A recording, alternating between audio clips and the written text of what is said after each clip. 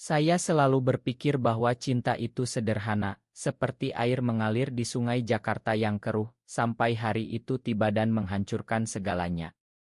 Saya ingat betul saat pintuan hitam itu tertutup rapat di depan gedung Pengadilan Negeri Jakarta Pusat. Tangan Rea menyentuh wajah saya dengan gemetar, dan bibirnya menyentuh bibir saya untuk pertama kalinya, bukan karena hasrat liar, tapi karena rasa takut yang terlalu dalam hingga tak tertahankan lagi.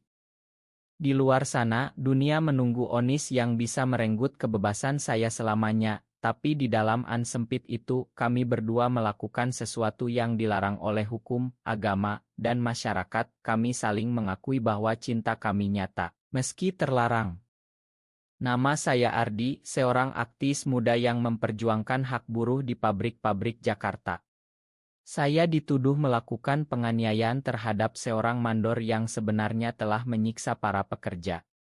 Kasus itu bohong dibuat-buat oleh pemilik pabrik untuk membungkam suara kami.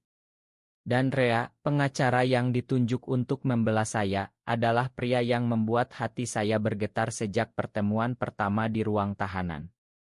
Saya masih ingat saat dia datang pertama kali, mengenakan jas hitam rapi, rambut disisir ke belakang, matanya tajam tapi lembut. "Ardi, saya Rea Pratama. Saya akan bela kamu sampai akhir," katanya dengan suara tenang. Tapi di balik ketenangan itu, saya rasakan ada sesuatu yang bergolak. Saya yang sudah lama menyembunyikan rasa suka pada sesama lelaki, langsung merasa ada getar aneh di dada. Apakah dia juga? Saya bertanya dalam hati, tapi tak berani mengakui. Hari-hari persidangan berlalu dengan tegang. Rea selalu datang tepat waktu, membawa berkas-berkas, berdebat sengit dengan jaksa. Di luar pengadilan, kami sering bertemu diam-diam di warung kopi kecil di pinggir jalan. "Kamu harus kuat, Ardi. Bukti palsu mereka akan kita bongkar," katanya sambil menatap saya lama. Tatapannya itu membuat saya gelisah. Saya ingin pegang tangannya, tapi takut. Di Indonesia ini, cinta seperti kami bisa berakhir di penjara atau dihujat masyarakat. Konflik dalam hati saya semakin dalam. Saya tahu Rea sudah punya tunangan, seorang wanita dari keluarga terhormat. Dia pernah cerita, keluargaku mengharapkan saya menikah tahun depan. Tapi saat kami sendirian, dia sering diam, menatap saya dengan mata yang penuh pertanyaan. "Kenapa hidup ini begitu rumit?" gumamnya suatu malam saat kami duduk di bangku taman dekat pengadilan. Saya ingin bilang bahwa rumit karena kita saling mencinta, tapi kata-kata itu tertahan di tenggorokan. Hari Onis semakin dekat. Tekanan dari luar semakin kuat. Teman-teman aktif mendukung saya, tapi keluargaku di kampung Jawa sudah menjauh. "Kamu bikin malu keluarga," kata ibu lewat telepon. Rea juga gelisah. Saya lihat dia sering termenung, memandang otot tunangannya di ponsel, tapi saat bertemu saya, matanya berbinar lain. Malam sebelum sidang terakhir, kami bertemu di Anyang di parkir di belakang pengadilan. Rea yang mengajak. "Kita perlu bicara, Ardi." Saat pintuan tertutup, dia langsung memeluk saya erat. "Aku takut kehilangan kamu," bisiknya. Air matanya jatuh ke bahu saya. Saat itulah kami berciuman, pelan, penuh rasa bersalah tapi juga lega. Di luar, suara klakson mobil Jakarta berlalu lalang, tapi di dalam, dunia kami hanya berdua. Tapi apa yang kami lakukan itu salah. Saya bertanya pada diri sendiri berulang kali. Cinta ini membuat saya kuat menghadapi Onis, tapi juga membuat saya rapuh. Rea bilang, "Besok, apapun yang terjadi, aku akan di sisi kamu." Tapi saya tahu ada rahasia yang dia sembunyikan, sesuatu yang bisa menghancurkan segalanya. Sidang terakhir tiba. Hakim membacakan Onis bebas karena bukti tak cukup. Saya menangis bahagia, tapi Rea tersenyum paksa. Saat keluar pengadilan, dia tarik saya ke An lagi. "Ardi, kita harus bicara serius." Hatinya berdegup kencang, saya rasakan. Apa yang akan dia katakan? Apakah cinta kami akan bertahan di dunia yang keras ini? Onis bebas itu seperti hembusan angin segar di tengah polusi Jakarta yang menyesakkan, tapi kegembiraan itu tak bertahan lama. Saat An melaju meninggalkan pengadilan, Rea memegang tangan saya erat, tapi matanya menghindar. "Ardi, ada yang harus kamu tahu," katanya dengan suara bergetar. Dan saat itulah rahasia itu terungkap, Rea bukan hanya pengacara saya, dia juga saudara tiri dari mandor yang saya tuduh, dan dia telah memanipulasi bukti untuk membebaskan saya, bukan karena keadilan, tapi karena cinta yang dia sembunyikan selama ini. Pengkhianatan itu seperti pisau menusuk dada saya. Saya tarik tangan saya kasar. "Kamu bohongi aku sejak awal," tanya saya dengan suara parau. Rea menggeleng, air matanya mengalir. "Aku lakukan itu karena aku tak ingin kehilangan kamu. Sejak pertama bertemu aku sudah jatuh cinta. Tapi keluargaku, tunanganku, semuanya mengharapkan aku normal." Konflik dalam hati saya semakin ganas. Saya mencintai Rea, tapi bagaimana bisa percaya lagi? Di Indonesia ini, di mana agama dan adat begitu kuat, cinta sesama lelaki sudah seperti dosa besar. Apalagi dengan pengkhianatan ini. Saya ingin lari, tapi kemana? Keluarga saya sudah menolak, teman-teman akti sibuk dengan perjuangan lain. Hari-hari berikutnya, kami bertemu diam-diam di kosan kecil saya di pinggiran Jakarta. Rea datang setiap malam memohon, "Ma, aku sudah batalkan pertunangan itu," katanya suatu malam sambil memeluk saya dari belakang. Tubuhnya hangat, tapi hati saya dingin. Saya dorong dia pelan. "Kenapa baru sekarang? Kamu takut keluargamu tahu?" Rea cerita panjang. Dia dari keluarga kaya di Bandung, ayahnya hakim pensiun yang konservatif. Sejak remaja, dia sudah tahu dirinya berbeda, tapi dipaksa menikah untuk menyembuhkan. "Aku tak pernah mencintai wanita itu, Ardi. Hanya kamu yang membuat aku merasa hidup." Kata-katanya menusuk, membuat saya ingat ciuman di An itu. Tapi pengkhianatan masih mengganjal. Sementara itu, dunia luar semakin menekan. Berita tentang kasus saya menyebar, dan rumor mulai beredar bahwa pengacara saya terlalu dekat dengan terdakwa. Teman Rea di Irma Hukum mulai curiga. "Kamu aneh akhir-akhir ini," kata salah satu rekan kerjanya lewat telepon yang saya dengar. Rea gelisah, sering minum sendirian. Suatu malam kami berdebat hebat. "Kamu harus pilih, Rea.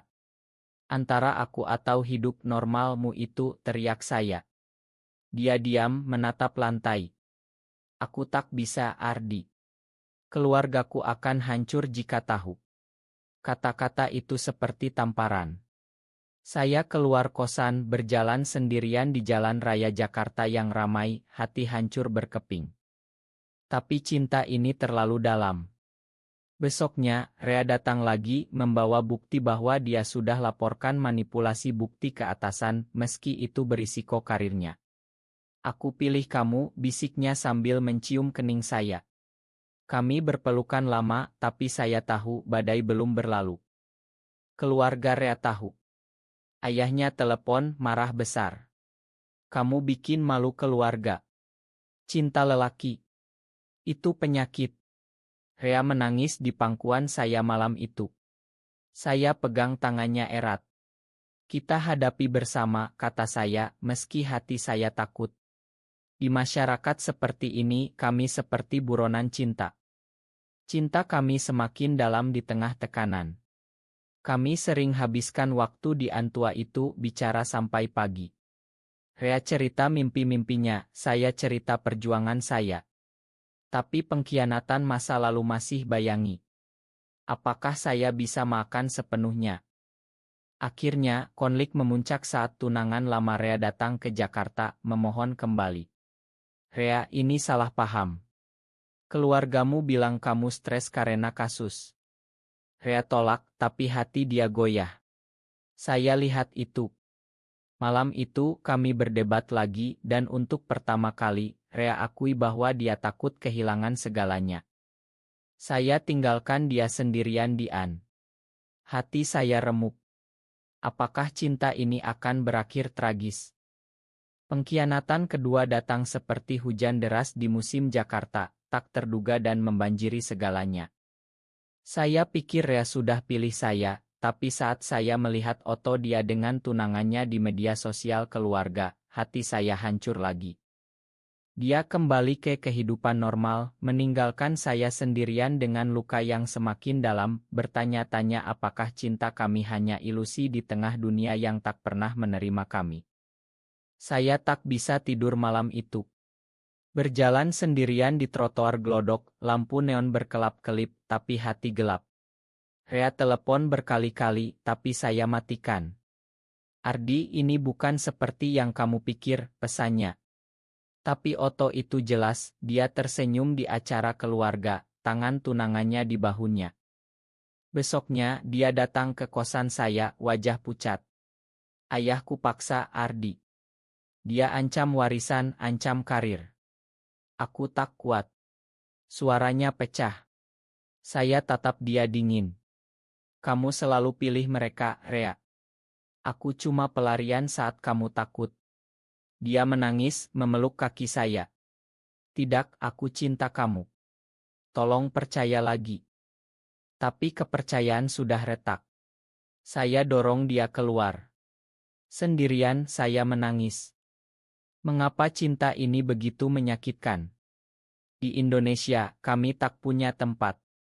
Masjid ramai sholat, gereja penuh doa, tapi untuk kami hanya cercaan dan penolakan. Rea tak menyerah. Dia datang setiap hari, bawa makanan, duduk di depan pintu kosan. Teman-teman saya bilang dia serius, Ardi. Tapi luka pengkhianatan terlalu dalam. Saya mulai minum, lupa diri. Suatu malam, saya hampir bunuh diri, berdiri di jembatan, angin malam menusuk. Rea selamatkan saya. Dia tarik saya turun, peluk erat di pinggir jalan. Jangan tinggalkan aku, Ardi. Aku sudah putuskan. Dia cerita bahwa dia sudah keluar dari rumah, tinggal di hotel kecil. Aku pilih kamu meski harus kehilangan segalanya. Kami kembali bersama, tapi kali ini lebih hati-hati. Kami pindah ke apartemen kecil di pinggiran jauh dari mata orang. Hari-hari kami penuh kehangatan diam-diam, Rea masak untuk saya cerita perjuangan. Ciuman kami penuh rasa syukur, meski tak pernah lebih dari itu, kami tak ingin jatuh ke dosa yang lebih dalam. Tapi masyarakat tak diam, rumor menyebar di lingkungan kerja Rea. Irma hukumnya pecat dia. Kamu bikin nama buruk, kata bosnya. Rea depresi, sering diam, saya pegang tangannya. Kita bangun lagi dari nol. Konflik semakin berat saat keluarga saya tahu. Ibu datang dari kampung menangis. Ardi, kembalilah ke jalan benar. Ini pengaruh kota. Saya jelaskan bahwa ini bukan pilihan, ini siapa saya. Ibu pergi, tak berkata apa-apa lagi. Rea juga kehilangan ayahnya yang sakit keras karena malu. Anakku mati lebih baik daripada begini, kata ayahnya terakhir. Rea hancur. Malam itu, dia menangis di pelukan saya berjam-jam. Makan aku, Ardi. Semua ini gara-gara aku. Saya makan karena cinta ini lebih kuat dari luka. Kami saling dukung, cari kerja baru. Rea buka praktek kecil, saya kembali aktif. Cinta kami tumbuh di tengah badai, lebih dalam, lebih tulus. Tapi apakah ini akhir? Tekanan masyarakat semakin kuat, ada ancaman dari kelompok intoleran. Kami harus pilih, lari atau bertahan. Badai semakin kencang, seperti angin topan yang menyapu Jakarta, mengancam merobohkan segala yang kami bangun dengan susah payah. Saat surat ancaman datang ke apartemen kami, bertuliskan dosa kalian akan dibayar dengan darah, saya sadar bahwa cinta ini bukan hanya perjuangan hati, tapi juga nyawa. Rea memeluk saya erat malam itu, tubuhnya gemetar, tapi matanya penuh tekad, kami akan bertahan atau mati bersama. Ancaman itu dari kelompok radikal yang dengar rumor tentang kami. Di Indonesia, berita seperti ini cepat menyebar, jadi bahan hujatan. Kami tak keluar rumah berhari-hari, hanya saling tatap, bicara pelan. Kalau mati, aku mati bahagia bersamamu, bisik Rea. Kata-katanya membuat saya menangis. Mengapa cinta harus bayar mahal begini? Polisi datang, tapi tak banyak membantu. Ini hanya ancaman kosong, kata mereka. Tapi kami tahu bedanya. Rea semakin protektif, tak biarkan saya sendirian. Kami habiskan waktu baca Al-Quran dan Injil bersama. Rea Kristen, saya Muslim, cari damai di agama masing-masing. Konflik dalam hati semakin dalam. Saya bertanya pada Tuhan, mengapa ciptakan saya begini jika hanya untuk derita? Rea juga gelisah, sering berdoa sendirian. Aku takut neraka, Ardi. Tapi aku lebih takut hidup tanpa kamu. Suatu hari, kami dipukuli di jalan. Beberapa pemuda mabuk teriak kubanci. Dosa. Rea lindungi saya, dapat pukulan lebih banyak. Di rumah sakit, dia tersenyum lemah. Lihat, aku masih utuh untuk kamu. Saya nangis di sisinya. Saat itu, saya sadar betapa dalam cintanya. Kami putuskan pindah ke Bali, cari tempat lebih toleran. Perjalanan panjang dengan bus, tangan saling genggam di bawah jaket. Di Bali, kami mulai baru. Rea buka konsultan hukum kecil, saya kerja di Ngohak Asasi. Tapi masa lalu mengejar. Tunangan lama Rea datang, hamil anak orang lain, minta bantuan. Rea tolak, tapi hati baiknya goyah. Dia butuh bantuan, Ardi. Saya cemburu, tapi paham. Pengkhianatan lama muncul lagi di pikiran. Debat hebat lagi. Kamu masih sayang dia, tanya saya. Rea geleng. Hanya kamu. Tapi saya ragu. Malam itu, saya pergi sendirian ke pantai Kuta, ombak ganas seperti hati saya. Rea cari saya sampai pagi. Saat ketemu, dia berlutut di pasir. Makan aku lagi. Aku janji hanya kamu selamanya. Kami berpelukan di bawah bintang, air mata bercampur. Cinta kami semakin kuat. Kami bantu komunitas diam-diam, beri dukungan pada yang sama nasibnya. Rea bilang kita tak sendirian. Tapi ancaman baru datang dari keluarga Rea. Ayahnya kirim orang untuk selamatkan dia. Kami lari lagi kembali ke Jakarta sembunyi. Di tengah pelarian, cinta kami mekar. Kami janji setia, meski tanpa nikah resmi. Apakah kami akan selamat? Atau akhir tragis menunggu? Pelarian itu seperti mimpi buruk yang tak berakhir, tapi di tengahnya, cinta kami menjadi cahaya satu-satunya. Saat kami bersembunyi di rumah teman di Bogor, Rea jatuh sakit parah karena stres, dan saya rawat dia siang malam, sadar bahwa tanpa dia, hidup saya tak ada arti lagi. Di ranjang kecil itu, dia bisik, Ardi, kalau aku mati, ingat aku cinta kamu selamanya, dan kata-kata itu membuat saya berjuang lebih keras untuk kami berdua. Rea demam tinggi, batuk darah. Dokter bilang stres dan luka lama. Saya tak tidur, kompres dahinya, beri obat. Kamu harus sembuh, Rea. Kita belum bahagia benar-benar, bisik saya. Dia tersenyum lemah, pegang tangan saya. Malam-malam panjang, saya cerita masa kecil, dia cerita mimpi. Kami saling makan semua pengkhianatan. Aku salah karena takut, Ardi. Tapi sekarang aku berani. Kata-katanya menyembuhkan luka saya.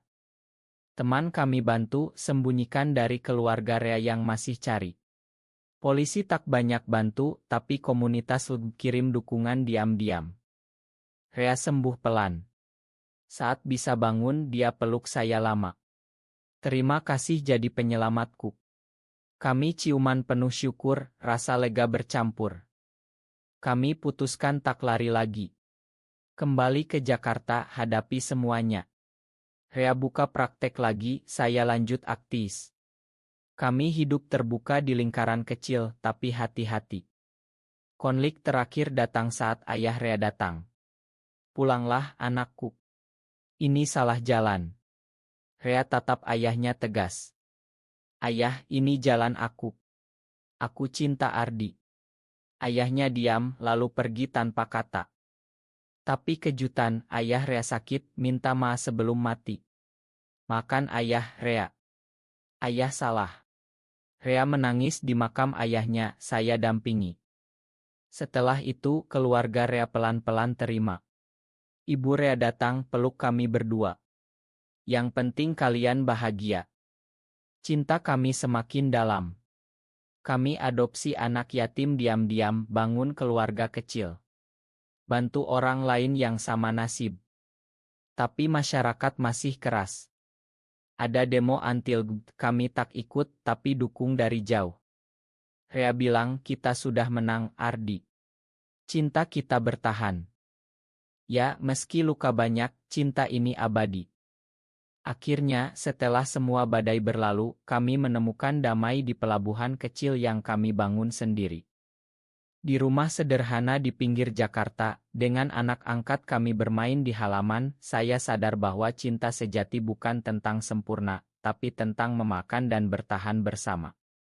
Rea memeluk saya dari belakang, bisik, kita sudah sampai di akhir yang bahagia, Ardi, dan untuk pertama kali, saya percaya bahwa di dunia yang keras ini, cinta kami menang. Tahun-tahun berlalu.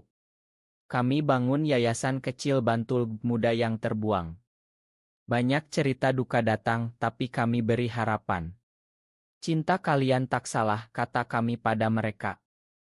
Anak angkat kami tumbuh, tahu rahasia kami, tapi cinta dia tak berkurang. Papa Ardi dan Papa Rea hebat, katanya. Keluarga kami pelan-pelan obati luka. Ibu saya datang sering bawa masakan kampung. Makan ibu dulu, katanya sambil nangis. Rea sukses lagi sebagai pengacara hak asasi. Saya lanjut perjuangan buruh, tapi lebih bijak. Malam-malam kami duduk di teras, tatap bintang. Ingat di depan pengadilan itu, tanya Rea sambil tersenyum. Saya angguk. Itu awal segalanya.